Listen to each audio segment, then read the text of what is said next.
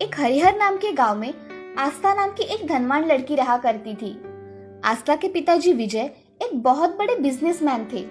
महीने में 2-3 बार वो काम के सिलसिले में विदेश जाकर आते थे। आस्था की माँ प्रिया एक बहुत बड़ी ड्रेस डिजाइनर थी। आस्था उनकी इकलौती बेटी होने के कारण उन्होंने उसे बहुत लाड़ प्यार से पाला था, क्योंकि उनके पास पैसों की कमी नहीं थी। इसीलिए आस्था जो भी मांगती मिनटों में उसके सामने वो चीज हुआ करती थी। जब भी विजय विदेश से लौटता था तो आस्था के लिए कीमती खिलौने लाया करता था। ये देख आस्था बहुत खुश हुआ करती थी। प्रिया भी लेटेस्ट डिजाइन के कपड़े बनवाती थी। एक दिन प्रिया आस्था से, ये लो आस्था, नया ड्रेस कैसा है, जरा पहनकर बताओ।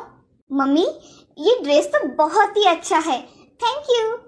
आस्था को इस बात का अब गर्व होने लगा था कि उसके पास जो भी कपड़े और खिलौने हैं वो किसी भी सहेलियों के पास नहीं है। विजय और प्रिया आस्था के साथ ज्यादा वक्त नहीं बिता पाते थे, इसीलिए वो उसे कीमती खिलौने लाकर देते थे। आस्था के घर के पास नव्या नाम की एक गरीब लड़की रहा करती थी। उसकी माँ मीना आस्था के घर काम किया करती थी। नव्या के पिताजी रमेश भी फैक्ट्री में मजदूरी का काम किया करते थे। रमेश और मीना उनके पास जो भी था उसमें नव्या की बड़ी प्यार से देखभाल किया करते थे। नव्या और आस्था एक ही उम्र के थे। जब नव्या अपने माँ के साथ आस्था के घर जाती थी तब आस्था उसे खिलौने दिखाती थी।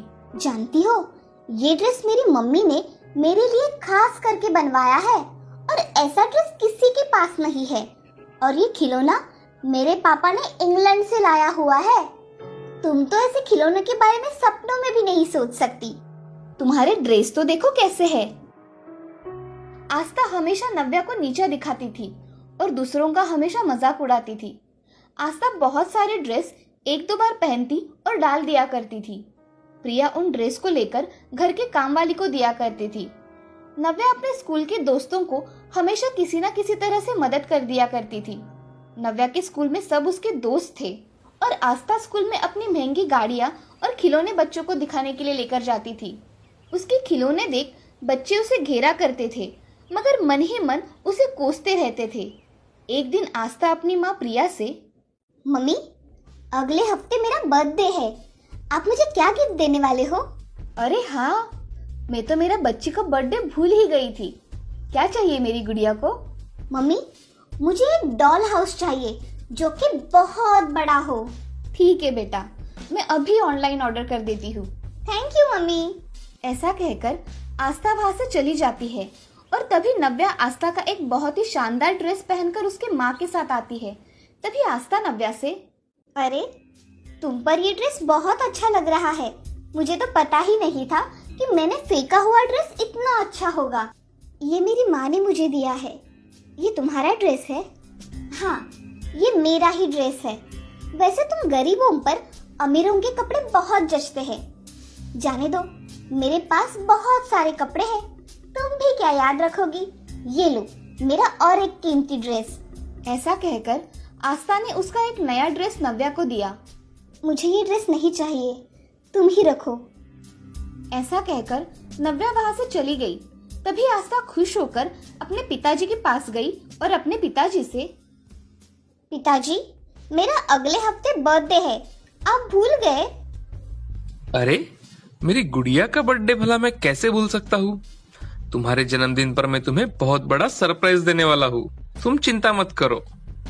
थैंक यू पिताजी। जाओ, अब तुम खेलो। ऐसा कहकर आस्था अपने बर्थडे का अब बेसब्री से इंतजार करने लगी। आस्था का जन्मदिन और नव्या का जन्मदिन एक ही दिन था। मीना और रमेश ने नव्या को बुलाया और, बेटी, तुम्हारे जन्मदिन पर तुम्हें क्या चाहिए, बताओ मुझे। अरे पिताजी, मैं तो भूल ही गई। पिताजी, मेरे चप्पल बहुत खराब हो गए हैं, मुझे नए चप्पल दिला दो ना। तो ठीक है, मेरी बिटिया को हम नई चप्पल खरीदेंगे। नव्या भी अब उसके जन्मदिन का बड़े बेताबी से इंतजार करने लगी। आस्था ने पूरे क्लास में बता दिया था कि उसके बर्थडे पर उसके पिताजी उसे सरप्राइज गिफ्ट देने वाले हैं और सबको बर्थडे पार्टी के लिए इनवाइट किया। मगर नव्या ने अपनी सहेलियों को और दोस्तों को अपने बर्थडे के बारे में नहीं बताया। इतवार के दिन रमेश और मीना ने सुबह उठकर नव्या को उठाया और उसे जन्मदिन की ढेर सारी शुभकामनाएं दी। मीना ने उसे नहलाकर उसे नया ड्रेस पहनने के लिए दिया। रमेश ने भी नव्या को नई चप्पल लाकर दी। ये देख नव्या बहुत खुश हो गई। नव्या अपने माँ पिताजी से, माँ, पिताजी, आप दोनों का बहुत बहुत धन्यवाद। तभी रमेश और मीना नव्या के साथ मंदिर में भगवान के दर्शन करने के लिए गए और दूसरी ओर आस्था के पिताजी विजय को किसी अर्जेंट काम से लंदन जाना पड़ा। सुबह ही विजय ने आस्था को फोन किया। Happy birthday my princess. बेटा, मुझे कुछ अर्जेंट काम के सिलसिले में लंदन आना पड़ा। मैं जल्द ही वापस आ जाऊंगा। थैंक यू पिताजी। ऐसा कहकर आस्था अपने कमरे से बाहर आई तो आस्था अपनी माँ को आवाज लगाती है, मम्मी, मम्मी, कहाँ हो? उसकी आवाज सुन घर की नौकरानी ने एक ड्रेस उसके हाथ में दिया और कहा, बेटी आस्था, तुम्हारी माँ ने तुम्हें आज ये ड्रेस पहनने के लिए दिया है। जन्मदिन की ढेर सारी शुभकामनाएं। धन्यवाद चाची। मम्मी कहाँ है? बेटी, माँ को सुबह ही अर्जेंट काम की वजह से बाहर जाना पड़ा। तुम नहाकर तैयार हो जाओ। जी। आस्था जा रही थी तभी फिर से फोन बजा। आस्था ने जल्दी जाकर फोन उठाया तो प्रिया फोन पर बात कर रही थी। Happy birthday princess. मेरी बच्ची, मैं आज सुबह अर्जेंट काम होने की वजह से ऑफिस आई हूँ। मैं शाम तक घर आ जाऊंगी। तुम तैयारी करके रखना। ठीक है मम्मी। ऐसा कहकर आस्था ने फोन रख दिया और अपने कमरे में जाकर रोने लगी। उसे आज बहुत बुरा लगा। शाम को आस्था का घर बर्थडे पार्टी के लिए सजाया गया। उसके लिए वहाँ बहुत सारे तोहफे रख दिए गए।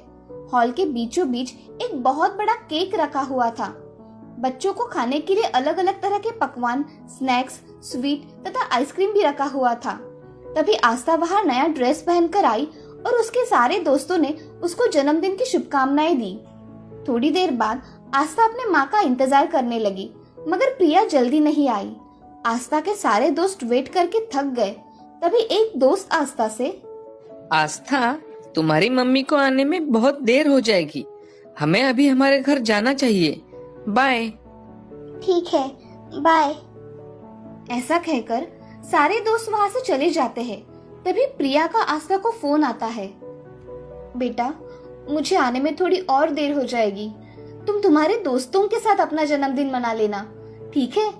सॉरी बेटा। आस्था गुस्से से फोन काट देती है और अपने कमरे में जाकर रोने लगती है। इधर नव्या के घर उसके दोस्त नव्या का जन्मदिन याद रखते हुए उसके लिए छोटे छोटे तोहफे लेकर उसके पास गए। तभी मीना ने सभी बच्चों के लिए बिरयानी और खीर बनाई थी। मीना ने खुद के हाथों से नव्या के लिए केक बनाया था। थोड़ी देर बाद नव्या और मीना आस्था के घर बर्थडे की बधाई देने के लिए गए। वहां पर जाते ही आस्था कहीं नहीं दिखी तो नव्या उसके कमरे में चली गई तो आस्था वहां रो रही थी। ये देख नव्या, क्या हुआ आस्था, तुम ऐसे रो क्यों रही हो? तब आस्था ने नव्या को जो कुछ हुआ वो सब बताया। वो सुन नव्या आस्था से, आस्था, मेरा भी जन्मदिन आज ही है, इसलिए मैं तुम्हें चॉकलेट देने आई थी। मेरे दोस्त मेरे घर पे इंतजार कर रहे हैं। अगर तुम मेरे साथ आई तो हम दोनों मिलकर एक साथ केक कट कर लेंगे। चलो मेरे साथ मेरे घर चलो। नव्या, मैंने तुम्हें बहुत भला बुरा कहा, मगर तुम हमेशा मेरे साथ अच्छा व्यवहार करती हो। मैंने हमेशा तुम्हारी गरीबी का मजाक उड़ाया, मगर तुमने मुझे एक शब्द भी नहीं कहा। तुम आज सबसे खुशनसीब लड़की हो जिसके पास उसके बर्थडे के दिन उसके माँ पिताजी है। आस्था रोने लगी। तभी मीना आस्था से, आस्था बिटिया उठो, चलो, बर्थडे के दिन ऐसे रोते नहीं है बेटा। चलो हमारे घर, हम सब मिलकर तुम्हारा बर्थडे अच्छी तरह से मनाएंगे। अब नव्या के घर में आस्था और नव्या ने अपने अपने बर्थडे का केक काटा और उन्होंने अपना जन्मदिन खुशी खुशी मनाया। उस दिन से नव्या और आस्था पक्की सहेलियां बन गई और आस्था के स्वभाव में हुआ बदलाव देख नव्या भी बहुत खुश थी। इस कहानी से हमें ये सीख मिलती है कि कभी भी किसी के साथ ऊंच नीच भेदभाव नहीं करना चाहिए और अपने लोगों के साथ खुशी खुशी रहना चाहिए।